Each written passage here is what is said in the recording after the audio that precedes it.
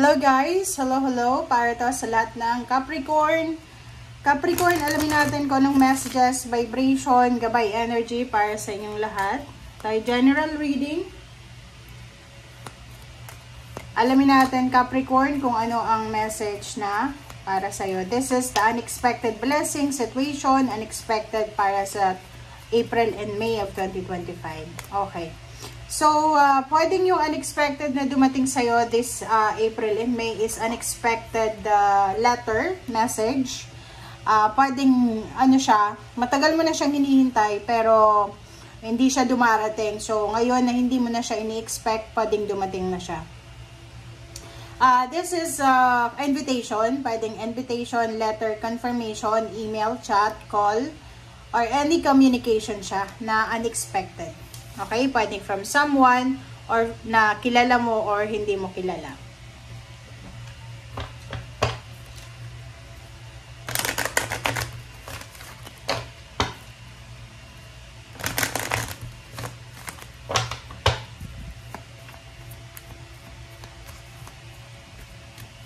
Okay.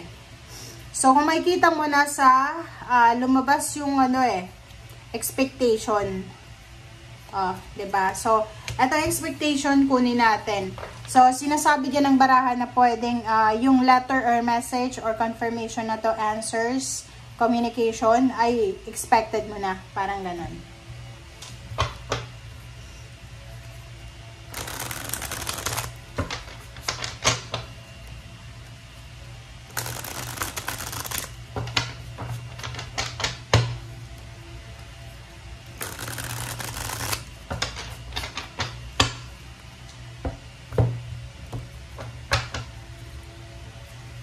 Okay.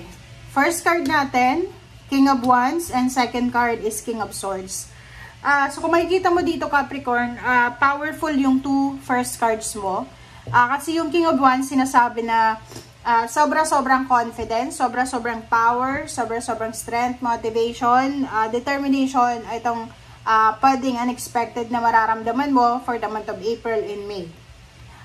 King of Swords, sinasabi ng barahan na nakikita ko sa'yo dito, pwedeng air signs, Gemini, Libra, and Aquarius, and fire sign Leo, Aries, Sagittarius, lalaki, powerful, mataas yung posisyon sa trabaho, or kung ano man na mataas sa kanila, dito sinasabi na sila ay napaka-importanting tao para sa'yo ngayong buwan na to.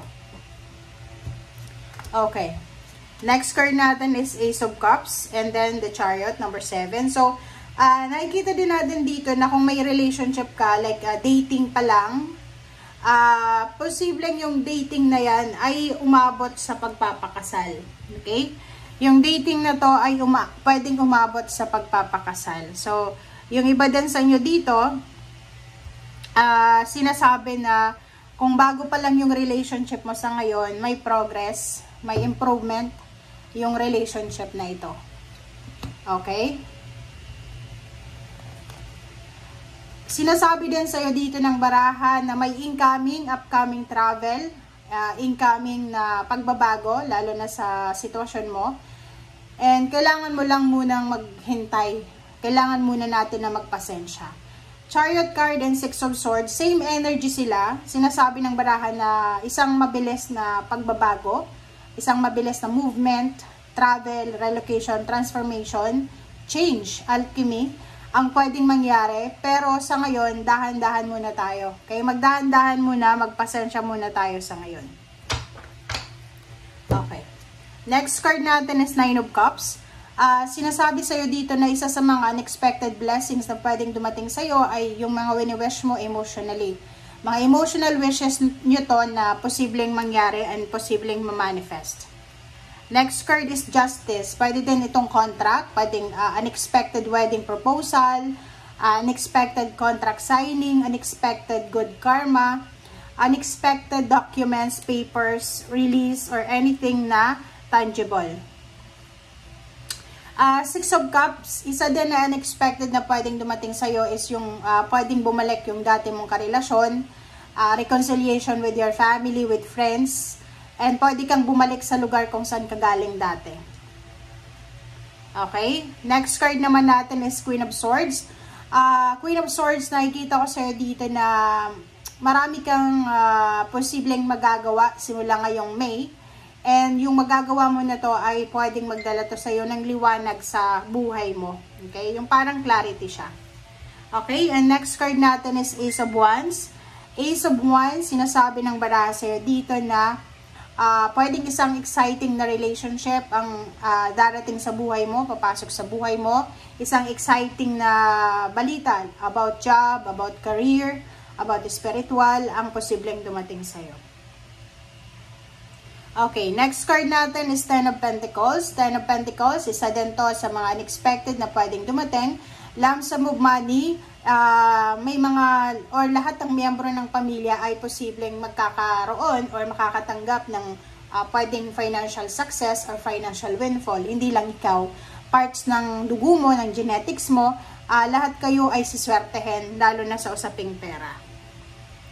And next card natin is relationship. So, sinasabi ng baraha, kung may mga problema kayo sa pamilya, lalo na sa financial problems, siguro ngayon, April and May, since sinasabi na may Page of Cups, makaka-recover kayo sa mga financial problems nyo. And Six of Wands, yun, mayroon kayong matatanggap na recognition, awards, congratulatory messages, galing sa ibang tao dahil sa job well done. Pwedeng may graduation ngayon, pwedeng may gagraduate, may magre-retire, may magbabalik bayan, may reunion, basta makakatanggap ka ng maraming congratulatory messages.